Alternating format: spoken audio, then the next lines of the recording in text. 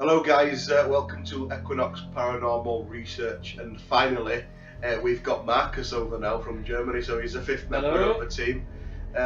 We've got Brigitte as well, and we would and just a bit of an introduction really. We've got Marcus over just to meet him for the first time because I've Skyped him quite a few times and things, but we thought we'd test the Kinect whilst we were here, and we've got some pretty amazing footage to show you, which proves that pets, in particular my pet, little Gertrude the cat, actually knows when spirits are around. So watch this amazing footage. She sniffs both of spirits. One of them even looks over, it looks to be stroking her or something, and Gertrude is fully aware where both of the spirits are.